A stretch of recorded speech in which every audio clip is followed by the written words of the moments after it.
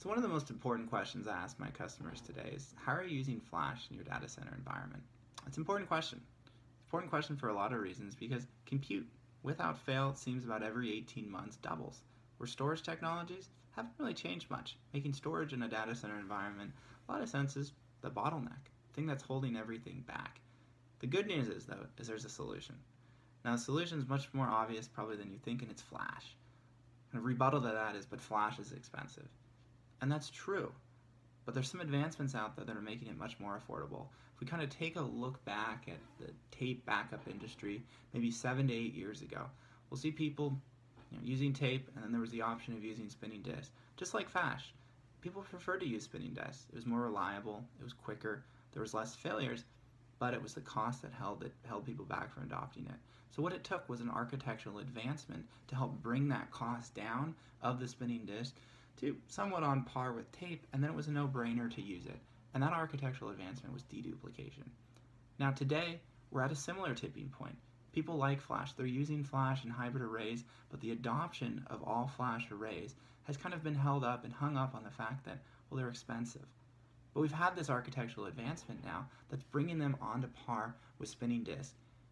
And this architectural advancement, here's the good news, it's always on, uncompromised data reduction. In a sense, if we can reduce the data that goes on a Flash array, so we can buy less Flash but have the same amount of usable storage as we do on a spinning disk array, it's not rocket science. It makes it a much more affordable option and something worth taking a look at because of the benefits of Flash, which are speed, reliability, less power, cooling, easier to provision. You don't have to do any LUNs, data pool, data tiering, because Flash, this cell is just as fast as this other cell, so they're very good for multi-workloads. So taking a look at all Flash arrays, one product to me that stands out the most is XtremeIO by EMC. It's number one in the market. It's also got 40% market share, and really nobody in this space does it better than EMC. Some of the key benefits of the XtremeIO array is, kind of like I was saying, this technological advancement that's bringing down the cost is always on.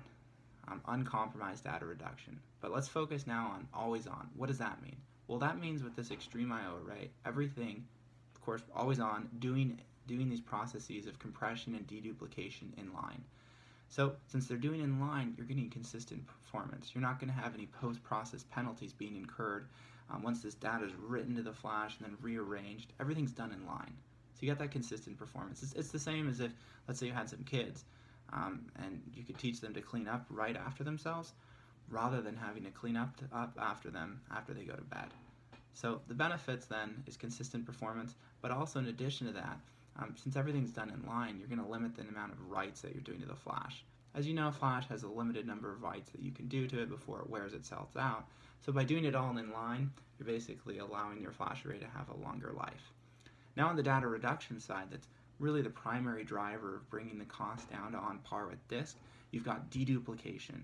Now 5 to 1 is probably the typical average you see for most workloads, excluding workloads such as databases, which we know really don't deduplicate very well. But in certain VDI cases, we even will see 30 to 1 deduplication. So again, you have to buy a lot less Flash and you get the same usable as you would on spinning disk storage array. Next, of this data reduction is compression. So that's for workloads such as databases that don't really deduplicate as well, so you can compress them. Typically databases maybe see 2 to 1 compression. One of the other benefits of the XtremeIO is XDP. Now this is for the data protection. Now this is really one of the proprietary things about the XtremeIO. It's an algorithm that EMC's developed through its R&D department that gives you north of 70% usable versus raw capacity. So the Flash that you're buying is the Flash you get to use, in addition to these compression and deduplication algorithms, which are going to allow you to even get more out of that usable space. Now with XDP, your data is protected. You're getting the same protection as RAID 6 with the performance of RAID 1. So really uncompromised data reduction, as I mentioned earlier. Finally, another benefit of XtremeIO is zero penalty snapshots that are also writable. So I like to kind of tie that into a real world example. So let's say you've got a 5 terabyte database. Now with compression on an XtremeIO array, you can get that down to about 2.5 terabytes. Now you need to make a copy and clone off a snapshot for, say, test dev, training, and now QA. So in a normal world, spinning disk, that 5 terabyte database, we'd have to have 3 copies of it plus your original data set. So you'd have 20 terabytes basically of space that you'd have to dedicate to that.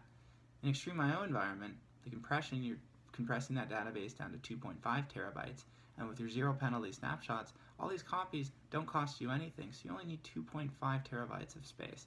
So as you can see, that helps bring the cost much more in line with that of spinning disk, which makes really an all-flash array a no-brainer. It's only the cost that's ever been holding us back. So that's overcome here. So I think it's time to kind of capitalize in your environment on some of these benefits. I've just kind of touched the iceberg here.